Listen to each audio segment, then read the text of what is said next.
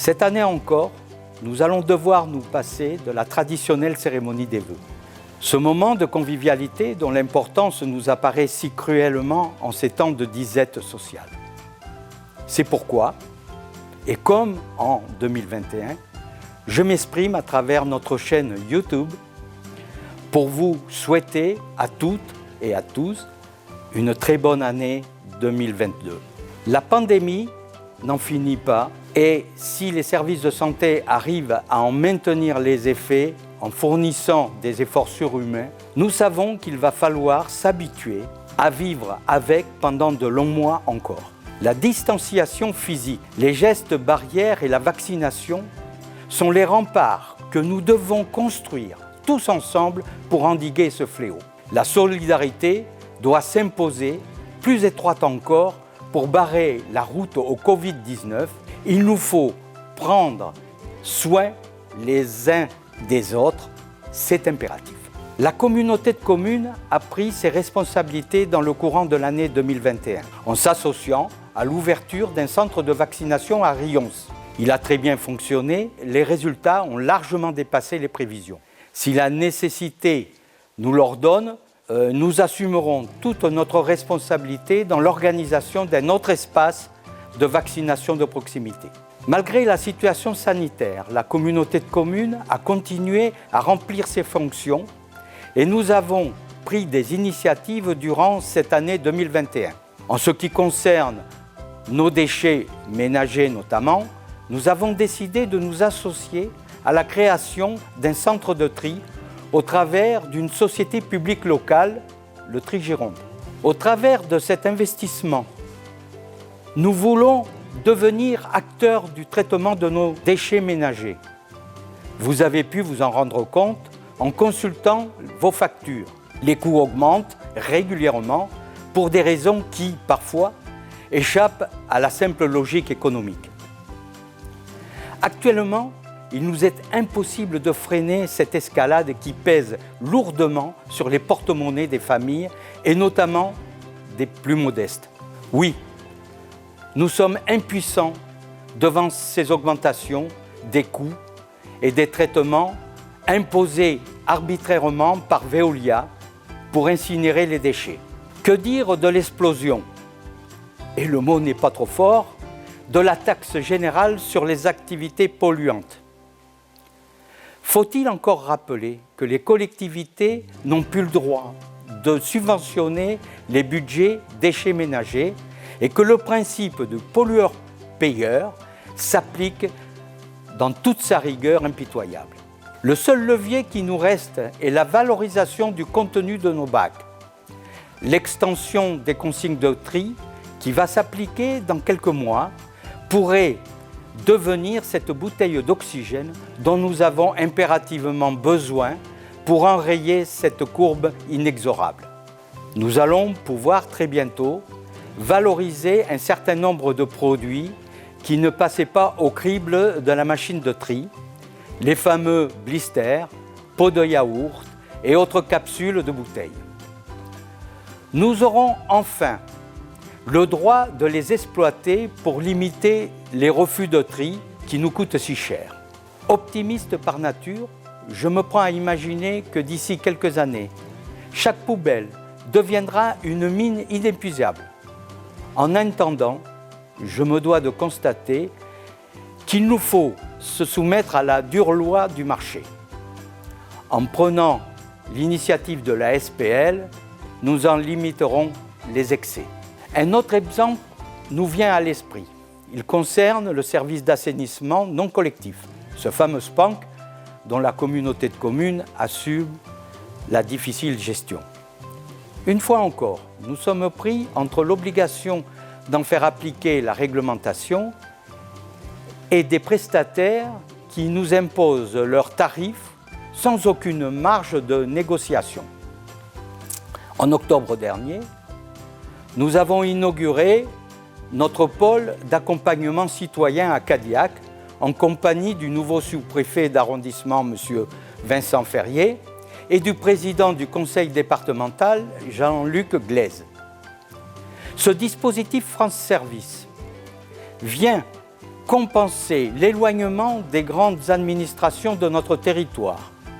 Oui, nous le regrettons, que le Trésor public, après avoir fermé ses bureaux de Podensac, s'éloigne encore un peu plus du territoire en regroupant ses équipes à La Réole.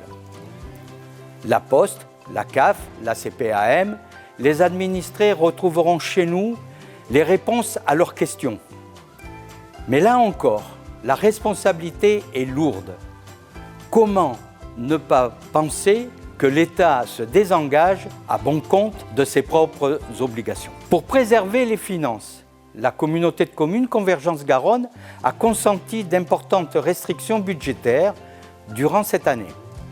Nous avons mis en suspens le projet de multi-accueil programmé de longue date sur la commune de Serrons et nous avons renoncé à la construction d'un bâtiment administratif à Podensac dont nous avons pourtant un besoin vital.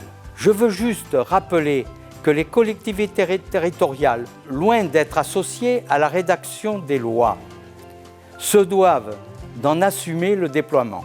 Nous nous trouvons face à toute la complexité du service public de proximité. Comme beaucoup de mes collègues élus, et cela sans tenir compte de leurs appartenances politiques, je veux, à quelques semaines des élections présidentielles, attirer l'attention des responsables politiques sur la nécessité absolue de soutenir les élus locaux dans leur mission. Pour certains de nos concitoyens, le maire est devenu une cible et les difficultés de vie créent parfois des tensions insupportables. En décembre dernier, le maire de Saint-Macaire, Cédric Gervaux, a été victime d'une agression inqualifiable. Ce type d'actes se multiplie sur nos territoires. Ils doivent cesser.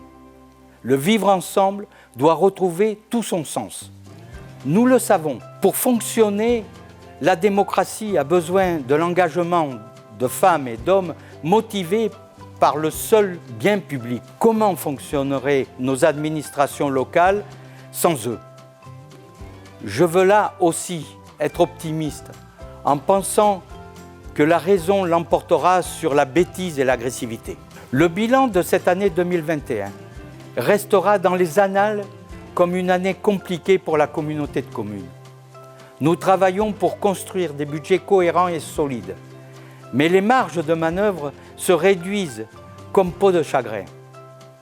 Nos équipes redoublent d'imagination pour faire des économies sur tous leurs postes. Je veux saluer l'ensemble des agents de Convergence Garonne pour les efforts qu'ils fournissent.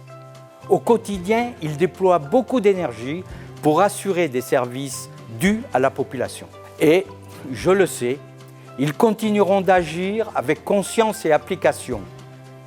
Qu'ils en soient publiquement remerciés. Au cours de cette année, nous avons entrepris de consolider notre organigramme. Il est aujourd'hui quasiment complet et opérationnel. Des techniciens nous ont rejoints pour mettre au service de notre collectivité toutes leurs compétences et leur expertise. Je leur souhaite la bienvenue et je ne doute pas qu'ils s'épanouissent au sein de Convergence Garonne.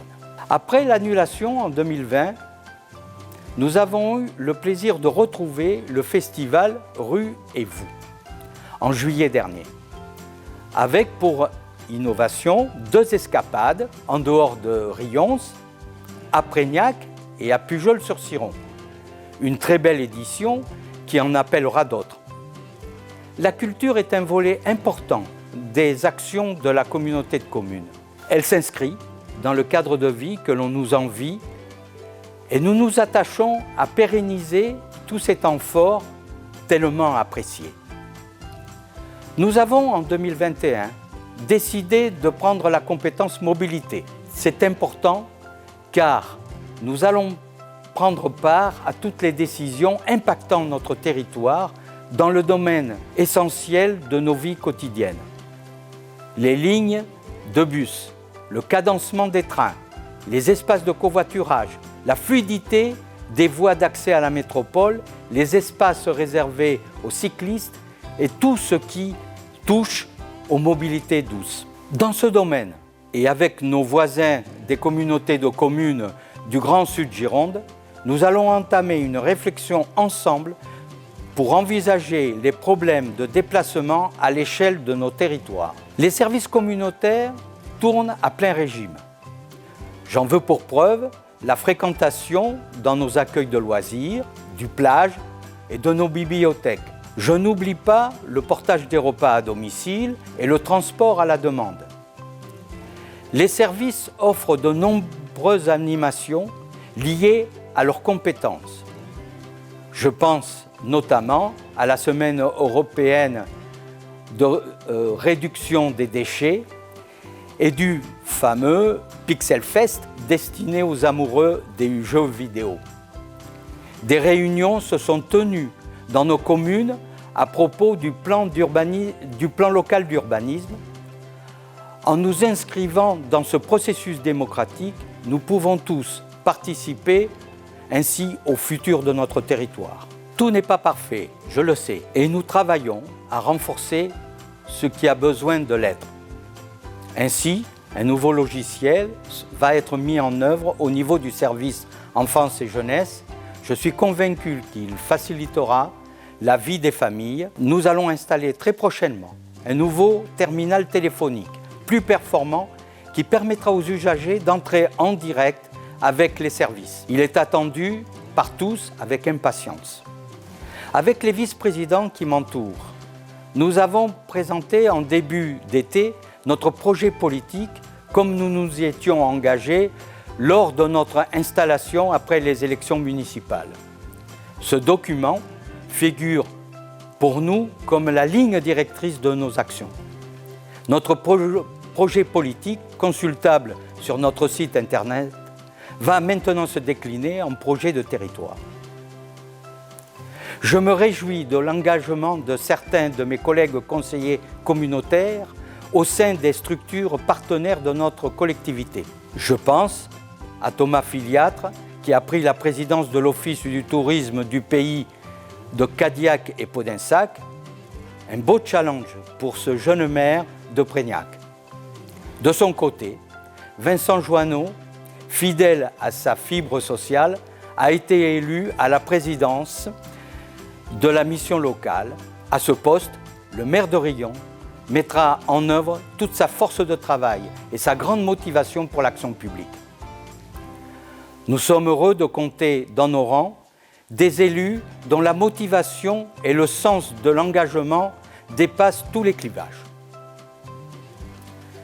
J'en profite pour saluer l'ensemble des élus qui s'investissent avec conviction dans la vie de la collectivité. Nous avons le devoir de participer aux travaux de notre conseil communautaire et de nos commissions. Et je veux dire à tous mes collègues que nous avons besoin d'eux, sans exception, pour construire le bel édifice qui est en train de devenir Convergence Garonne. Nous avons la chance de vivre dans un des plus beaux territoires de Gironde. Oui, je le sais, je suis un peu chauvin. Un fleuve, des terroirs, un patrimoine et des talents. Convergence Garonne, c'est tout ça à la fois. Un très bel ensemble, vivant et dynamique. Une carte postale aux couleurs vives et nuancées qui ne sera jamais figée. Je conclurai mon propos en évoquant cette belle initiative que l'on doit à l'équipe du service des espaces naturels. La mise en place de cette tour à Hirondelle sur l'île de Raymond semblera pour certains une simple anecdote, un gadget de plus. Pour moi, elle est beaucoup plus que cela. Le fait d'offrir à ces oiseaux en danger de disparition un espace de quiétude est le symbole de notre confiance en l'avenir. Je vous souhaite à toutes et à tous une très bonne année 2022 et surtout protégez-vous.